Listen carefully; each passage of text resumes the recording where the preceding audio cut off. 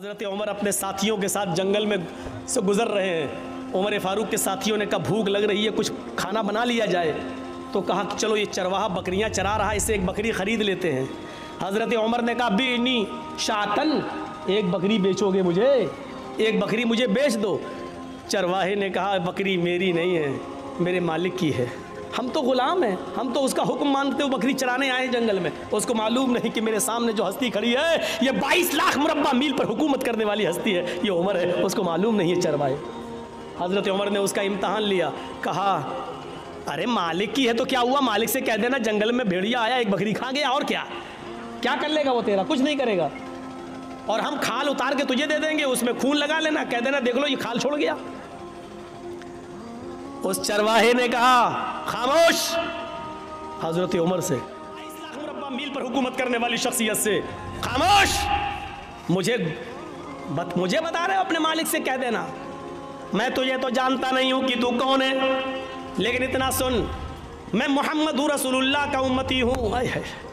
हजरत उमर कान लगाकर उसकी बात को सुन रहे हैं, मैं मोहम्मद रसूलुल्लाह का मानने वाला हूं, तुमने मुझे जो मशवरा दिया, मेरा मालिक बहुत नेक है, अगर एक बकरी मैं तुम्हें बेच भी दूं और उसकी कीमत ले भी लूं तो मेरा मालिक मुझे कुछ नहीं कहेगा। मैं कह दूं कि बकरी भेड़िया खा गया तो मेरा मालिक मेरा यकीन भी कर लेगा, लेकिन दुनिया में तुम्हें अपने मालिक से झूठ बोल जाऊंगा, लेकिन क़यामत के दिन में उस मालिक को क्या जवाब दूंगा जो मेरे मालिक का भी मालिक है। जा यहां से। गौर कीजिए इस तकवे की रोशनी में हम कैसे लग रहे हैं। लाल बथानी के लोगों ईमानदारी के साथ बताना, इस चरवाहे के तकवे की रोशनी में हम कैसे लग रहे हैं। हम अपने गरीबान में बटन खोल कर जरा झांके तो हम कितने % मुसलमान नजर आ रहे हैं। इस वाक़े की रोशनी में जरा अपने ज़मीर को झंझोड़ कर देखें कि हम कहाँ खड़े हैं, हम अपने आप को मुसलमान कहलाने के लायक हैं भी या नहीं है। जरा गौर करके देखें, हम अपने ज़मीर से जरा पूछें, अपने ज़मीर से जरा सवाल करें, अपने दिल से जरा पूछें। मैं ये नहीं कह रहा हूँ हम मौलवी भी गुनाहगार हैं, हम लोग भी गुनाहगार हैं, मौलवी भी इंसान होता है, फरिश्ता नहीं होता है। गलती आपकी नजरिए की है, आपने मौलवियों को फरिश्तों की नजर से देखना शुरू कर दिया है, आपने मौलवी को फरिश्ते की नजर से देखना शुरू कर दिया है। नहीं नहीं, मौलवी फरिश्ता नहीं होता है, वो भी गलती कर सकता है, वो भी खता कर सकता है, उससे भी गलती और खता होती है, इंसान है हम। जब अल्लाह के नबी कह रहे हैं कि मैंने मारने के लिए मिसवाक उठाई लेकिन मुझे डर लग गया, मैं यहाँ कांप गया, क्या मोहम्मद सल्लल्लाहु अलैहि वसल्लम उस लड़की को, उस खादिमा को जो मारने जा रहे हो, कहीं ऐसा तो नहीं उसकी गलती से ज्यादा तुम्हारी सजा हो जाए दी हुई। अगर उसकी गलती कम पड़ गई और आपकी ये छड़ी, आपकी ये मिसवाक से उसको तकलीफ उससे ज्यादा लग गई तो हो गई, तो कयामत के दिन आप अपने रब को क्या जवाब देंगे, कयामत के दिन क्या मुंह दिखाएंगे। हजरत उमर फारूक अपने गुलाम का कान मरोड़ देते हैं, और बात कितनी, आवाज दी गुलाम को, गुलाम ने आवाज दी, गुलाम ने अमीरुल मोमिनीन, अमीरुल मोमिनीन, अमीरुल मोमिनीन। हजरत उमर उस वक्त पेशाब कर रहे थे, उनको गुस्सा आया, कमीना अमीरुल मोमिनीन अमीरुल चिल्लाता चला जा रहा है। वो जल्दी से निकले और उधर आए और अपने गुलाम, इधर क्या आवाज दे रहा, पकड़ा, कान मरोड़ दिया कस के, यस हट चल उधर बैठ।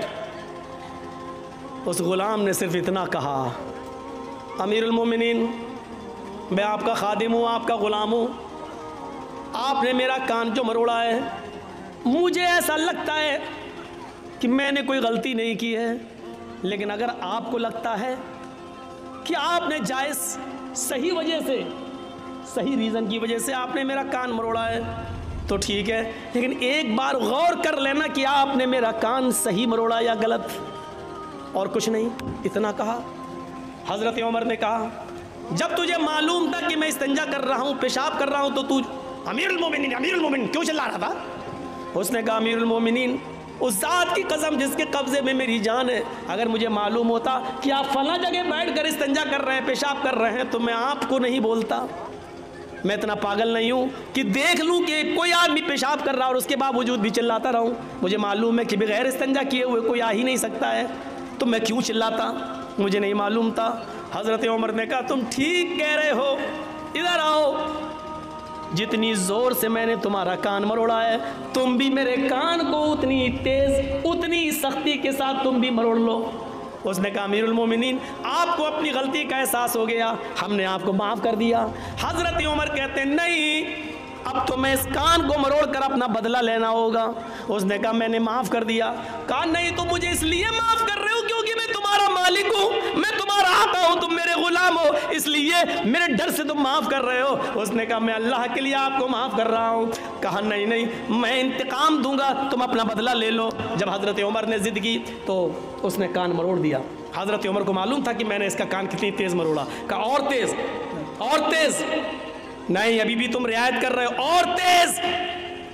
जब हज़रत उमर को लगा कि हाँ इतना तेज़ मैंने इसका कान ऐंठा होगा, तो हज़रत उमर फारूक कान को ऐंठवाते जा रहे हैं और कहते जा रहे हैं, आए उमर देख ले तेरी औकात क्या है, आए उमर देख ले तेरी औकात क्या है, तेरी हैसियत क्या है। एक मामूली गुलाम तेरा कान मरोड़ रहा है और तू अपने आप को अमीरुल मोमिनीन समझ रहा है, अपने आप को हाकिम समझ रहा है, अपने आप को अमीरुल मोमिनीन तसव्वुर कर रहा है। इस तरीके से जुमले कह कहकर अपने तकब्बुर को ख़त्म करते थे कि तकब्बुर हमारे अंदर ना आ जाए। एक मामूली गुलाम तुम्हारा कान पकड़ के ऐंठ रहा है और तुम अपने आप को अमीरुल मोमिनीन समझ रहे हो। ये इस्लाम की तालीम का तालीमात के असरात थे जो सहाबा किराम की ज़िंदगी पर मुरतब हुए। मेरे भाइयों, एक हल्का सा कान मरोड़ दिया तो उसका भी बदला दे रहे हैं। हमने कितने लोगों पर जुल्म किए हैं, कभी उनकी अमानतों को वापस करने की कोशिश की है, कभी आपने माफ़ी मांगने की कोशिश की है। याद रखना, मौलाना जर्जीस 15-16 साल के बाद इस लाल बथानी में आए हैं। 16 साल के बाद हम जो आए हैं आपकी इस बस्ती में, 15 साल के बाद, 15 साल के बाद, 15 साल पहले जिन्होंने मेरा प्रोग्राम सुना था और 15 साल के बाद आज जो प्रोग्राम सुन रहे हैं मेरा, ये 15 साल की जर्जीस की ज़िंदगी चीख चीख कर ये कह रही है कि आए जर्जीस, तू अपनी ज़िंदगी के 15 साल कम कर चुका है। अल्लाह ने तेरी ज़िंदगी में जितने दिन लिखे थे, अब उन दिनों में तू 15 साल कम कर चुका है। जिन लोगों ने 15 साल के बाद आज मेरी तकरीर सुन रहे हैं, उनकी ज़िंदगी चीख चीख कर कह रही है कि वो भी अपनी ज़िंदगी के 15 साल कम कर चुके हैं। तुम्हारी और मेरी ज़िंदगी ये चीख चीख कर कह रही है कि जर्जीस और आए लाल बथानी वालों, तुम 15 साल अपनी कब्र के करीब हो चुके हो, तुम अपने असली मंजिल कब्र के करीब जा चुके हो। अब तुम्हारे और कब्र के दरमियान ज्यादा फासला नहीं, उस दूरी में 15 साल की कमी हो चुकी है। नहीं, इससे भी बढ़कर एक और बात, 2 ही ठिकाने हैं हमारे और आपके, या तो हम और आप जन्नत में जाएंगे या जहन्नम में, बस। तीसरा कोई ठिकाना नहीं। किसी से भी पूछ लो, तीसरा कोई ठिकाना है? नहीं, 2 ही ठिकाने, जन्नत या जहन्नम। हम और आप या तो जन्नती या जहन्नमी। अल्लाह के यहाँ हिसाब किताब पूरे उतरे, जन्नती, नाकाम हो गए तो जहन्नमी। मैं अब एक बात और कह रहा हूँ, 15 साल की ये जिंदगी चीख चीख कर कह रही है, लाल बथानी वालों तुम्हारी भी और जर्जीस मेरी भी, कि तुम जन्नत या जहन्नम के और इतने करीब हो चुके हो कि 15 साल का अरसा कम हो चुका है। तुम या तो अपनी जन्नत के करीब हो या अपनी जहन्नम के। जन्नत के आसार तो दिखाई नहीं दे रहे हैं, जहन्नम के आसार तो बिल्कुल जाहिर नजर आ रहे हैं।